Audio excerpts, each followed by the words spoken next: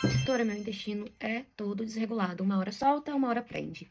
A síndrome do intestino irritável muitas vezes é um diagnóstico difícil. E por quê? Os sintomas da síndrome do intestino irritável são alternantes. Então, vai ter momentos ou semanas em que o intestino vai estar super preso, a pessoa vai cursar com constipação intestinal. Vai ter momentos em que ele vai estar mais solto. A pessoa pode ter, né, inclusive, episódios, né, mais frequentes de diarreia durante uma semana e na outra semana constipação. Essa síndrome, como é um conjunto de sinais e sintomas, a gente pode correlacionar com alguma gastroenterite e muitas vezes o sintoma passa despercebido e a gente não consegue fechar um diagnóstico, porque são, muitas vezes, sintomas muito aleatórios ou sintomas que não se conectam entre si e não chegamos a um diagnóstico final. E alguns dos sintomas, né, que a gente mais escuta, e que inclusive está dentro, né, dos critérios, são sintomas como estufamento, né, aquela sensação de que o intestino está preso, episódio de diarreia, alternado em episódio de constipação.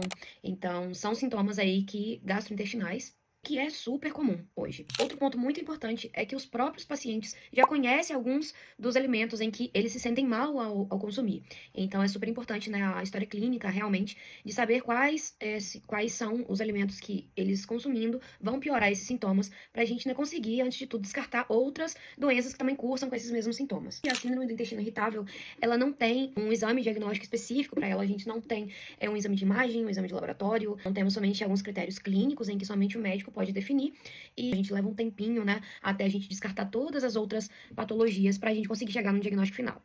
E um dos principais diagnósticos que não podem passar, né, despercebido, é justamente o câncer de cólon. Então, principalmente em pessoas que têm, né, aí familiares de primeiro grau, que já tiveram esse antecedente, ou que, né, estão com esses hábitos, né, intestinais alterados há muito tempo, e juntamente tem, né, os fatores de risco associados, né, uma alimentação que não é equilibrada. E além dos sinais clássicos da síndrome do intestino irritável, né, como eu já citei, temos também outros sintomas que são sintomas de alarme, né? E é a presença, né, de sangue nas fezes, é a presença, né, de anemia, esses sintomas, né, que começam depois dos 50 anos. E esse histórico familiar importante que eu comentei, né? Por exemplo, se um pai, a mãe teve algum histórico, né, de câncer de cólon na família, também é super importante investigar.